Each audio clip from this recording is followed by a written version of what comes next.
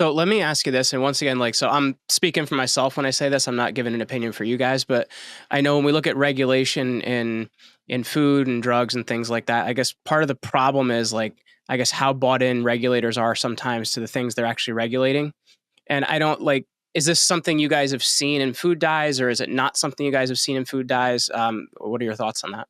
There's definitely pressure there. I mean, money rules the world ultimately. And so our take on that is the senators that we've interviewed, that we interviewed in California, he said that he had a lot of industry pressure to take the bill down.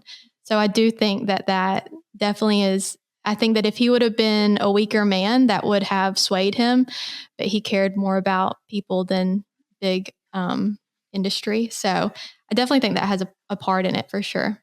Yeah. I think that there is a lot of industry opposition.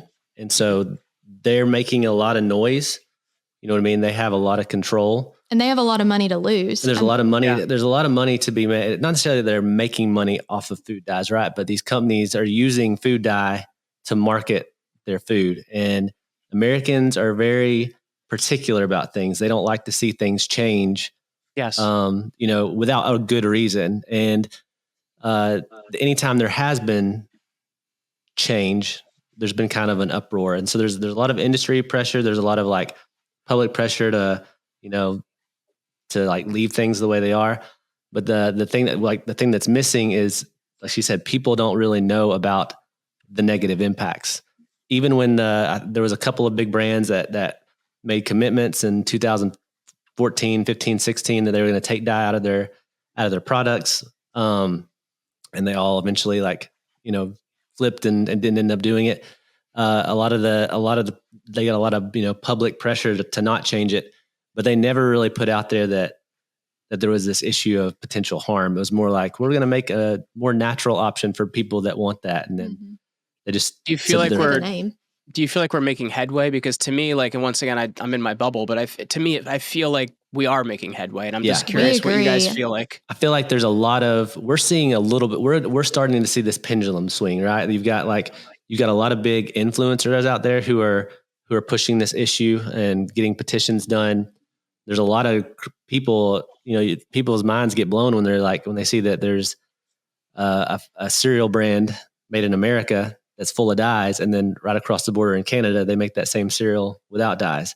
That really gets people. It even surprised me. Like, I bought my kids, I wouldn't typically buy them ice cream with dyes in it. And I actually bought a name brand, which I wouldn't typically buy too, but I bought Breyer's ice cream, and it was like a red, white, and blue America one. And they were using like beet juice for the dye and stuff like that. And I'm like, wow, like, to me, this says that something's changing. If a big brand is actually using like vegetables to dye things. We've seen that. We've seen that for sure. We think it would be, especially with newer products. We've seen that. We think it would be smart for brands to go ahead and get ahead of it. Cause I do, there's a shift going on, especially, I think they're also seeing that, with like California banning Red 3, that's like the start of it. You know what I mean? Like, if California can do that and all these other states start banning the dye, well then, okay, well, what's next?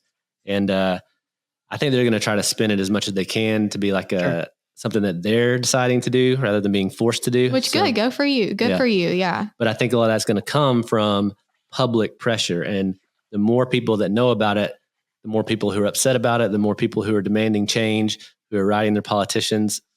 In our documentary, Senator Wachowski from California, he said, like, you get a couple of letters here and there, you probably don't pay that attention. You start getting multiple letters of people with like this real core like need and want for change, then you start to pay attention, and the public, we have power if we decide to use it. Absolutely.